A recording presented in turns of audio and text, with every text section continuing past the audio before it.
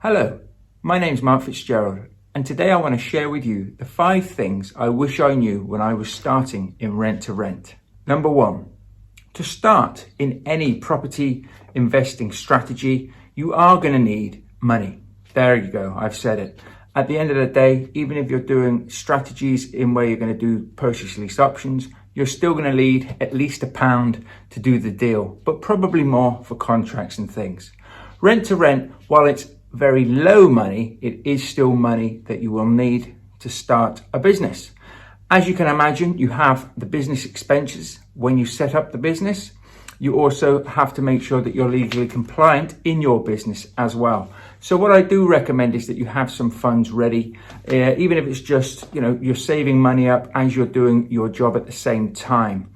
Also, you're going to need money for marketing. So when you're getting out there and you're talking to agents and landlords and things, you also want to be sending letters. Sending letters will cost you money. It is money that can mount up as well. And don't be too disheartened if it takes a bit of time to get traction when sending letters as well.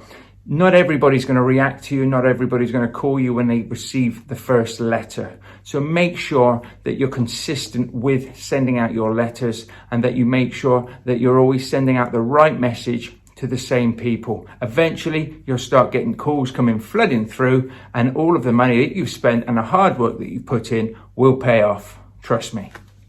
Number 2, it's going to be hard. Life is hard.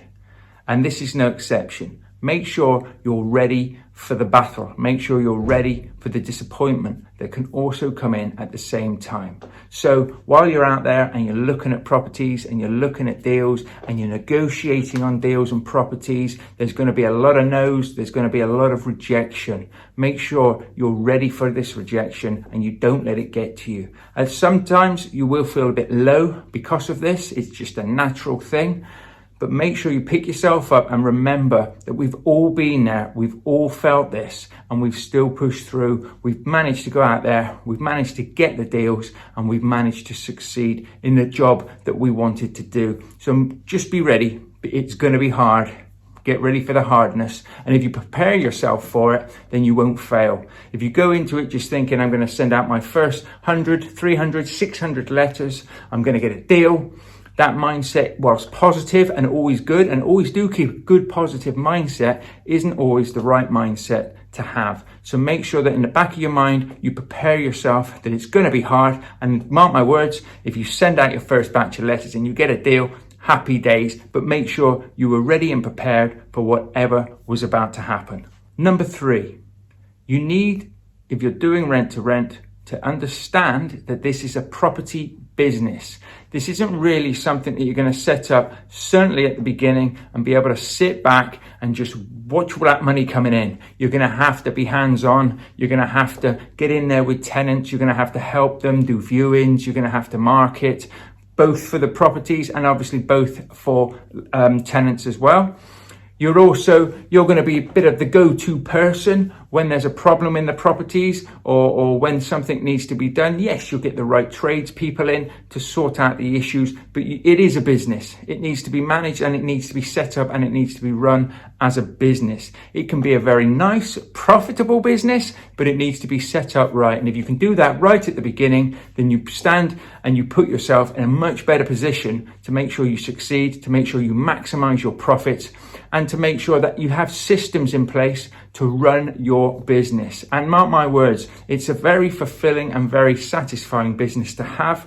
It's your business. Remember, when you create this and you build this, and even if it's hard and you're doing a bit of the work yourself and things, it's your business. You're not working for somebody else. You've created the business. You've marketed out there. You've got your landlords who are your customers coming in, and then you're going to market your product, which is their property, to your customers, i.e. the tenants. So the chain is there. It's a business. Act like it's a business and you will succeed. Number 4, it can take a long time. Be ready for this. It not necessarily is going to happen to you. It took me 4 months to get a deal. I've seen it take 6 months for other people to get deals. I've seen it take 12 months for people to get deals. And I've also seen it take 4 weeks for people to get deals. So there's a whole range of it. Go for the worst case scenario. Plan your year out, plan your next 12 months and say basically at least I want 1 deal, maybe 3, maybe maximum of 5 when you start. But make sure that you also know it's going to take a few months, or it can take a few months before you're actually going to sign that first deal. And you need to make sure it's a deal. Don't just sign anything because you want to desperately have a property and you think it'll be a lot easier once you have a property, because that's not always the case. You can get demoralized. And remember, your first few deals maybe won't be the best deals, but if you put yourself in the right environment, if you put yourself in an environment where you can ask questions, where you can ask people that have already done it, people that have already done the deals, can you check this over? Is this a good deal? Am I negotiating on it strongly? Is there anything I'm missing? That will put you in the best possible position to get the best deals from the word go, maximize your profits, do the best possible job you can for the landlord, and look after your tenants. And number 5, lastly, is look after your customers, i.e. your tenants. I know I've spoken a bit about this already, but it is so important to make sure that your properties are kept to a good standard, that you have the right systems in place, the right checks in place. If you have cleaners going into the properties, make sure that they're happy to notify you when something's not being looked after. If a tenant is not tidying up after themselves, or is maybe doing something that's not in the interest or best interest of the property or the other housemates, that they're happy to report that to you. If not, initially when you start doing it, do spot checks. Check that your cleaners are doing a good job, and also check that your tenants are looking after the property and really abiding by the house rules that you've set out at the very beginning, so that everybody is on the same page and you expect that level of consistency throughout the houses that you run.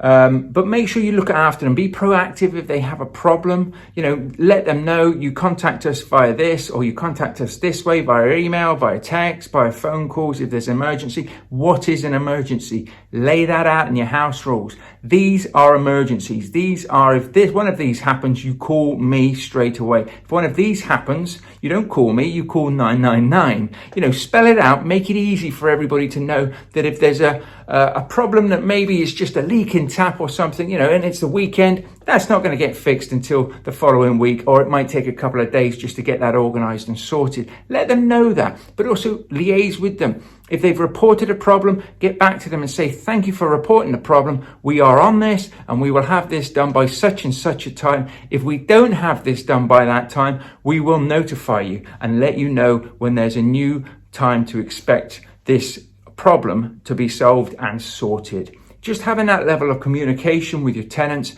will keep them happier, will keep them in your properties longer, and happy tenants means happy landlords, means a happy business for us, means we're all getting what we want. It's a win-win-win for everybody. The tenants are happy where they're living, we're happy because we're making our profits, and the landlord's happy because we're looking after their property and we're paying them a guaranteed rent each month.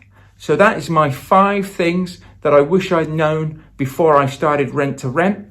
You do find these out as you go along, but I hope this helps you. I hope this gives you a bit more of guidance into Rent to Rent.